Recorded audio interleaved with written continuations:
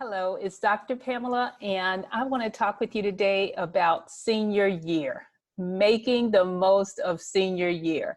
So if you're a parent watching this, congratulations on your senior, having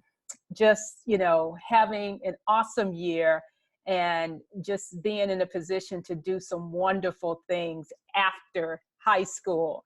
And if you're a senior, congratulations, yay, you're almost at the finish line of high school.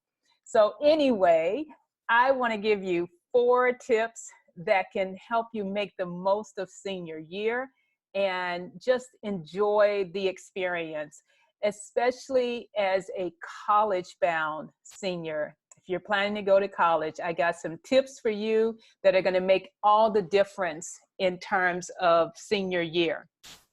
So one is for your college application essays, write from the heart and not from the head.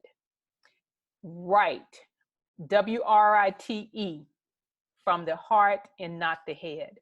That's the most important tip I can share with you in terms of your college application essays.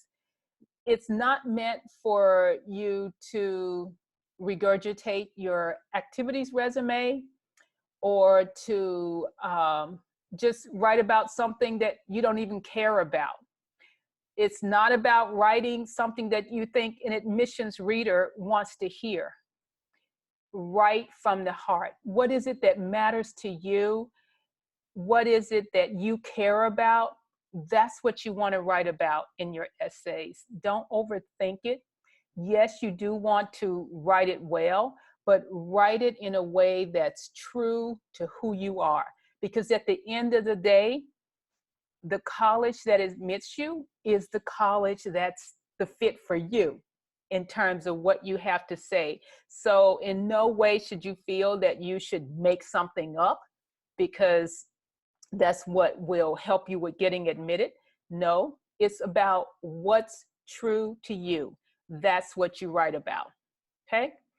The second tip I want to share with you is to choose your recommenders wisely.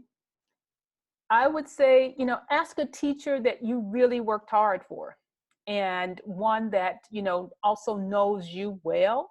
So it doesn't have to be the teacher where you earned an A in that course. It could be a course that you earned a B in. Just make sure that it's, that you worked hard in that class and that teacher is willing to write a strong recommendation for you, even if you didn't have an A or earn an A in that class. So choose your recommenders wisely. And I will say that in 95% of the cases, it should be a core content teacher. And so even though you know your band teacher very well, you may still want to use a core teacher for your recommendation. And perhaps the band teacher could write a supplemental recommendation if a college is willing to accept a second or third recommender. That's when your band teacher could also send in a recommendation, but generally it's your core content teachers who will write your recommendations, and I want you to choose them wisely.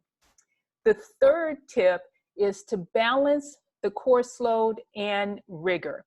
Now, what this means in short is, stay on top of your courses that you're taking. And I know sometimes students want to load up on the most accelerated courses in senior year, and that may not be the wisest thing to do, especially from a time management standpoint.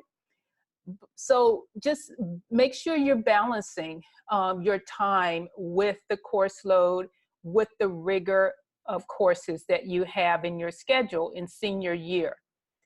At the end of senior year, you will be still sending your transcript to the college where you're going to enroll. And so also, for a number of colleges, you'll be sending your mid-year transcript as well. And so they'll see that grade report. And so make sure that you're staying on top of your courses in senior year. Oftentimes, students want to take a break and feel like, yes, I know I'm in, and so I'm going to relax now. And no, not quite, not so fast with that. Stay on top of your courses in senior year. I can't stress that enough.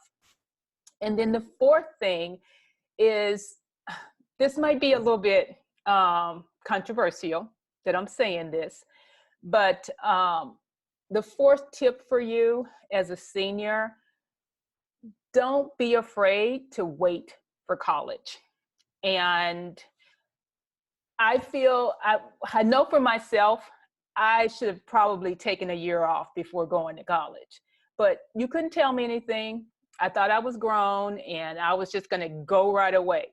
And there are, just so many things you can do immediately after high school and still go to college, perhaps a year later. There are a number of gap year programs or bridge year programs that you can pursue. And so if you know in your heart of hearts, you're not ready to go, you don't have to rush it. College will still be there.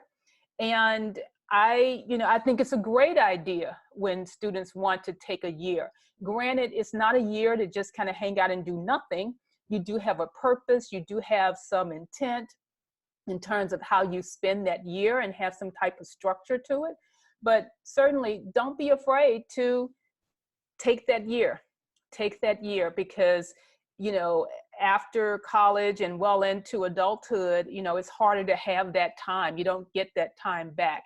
And so if it's, important for you to have that break, especially from a very rigorous, high school experience, if you can take that break and don't be afraid to do it. There are so many students who are doing it every year where they may apply to college, get into college, make a decision on where they want to go, but they take that year and they start, freshman year of college a year later.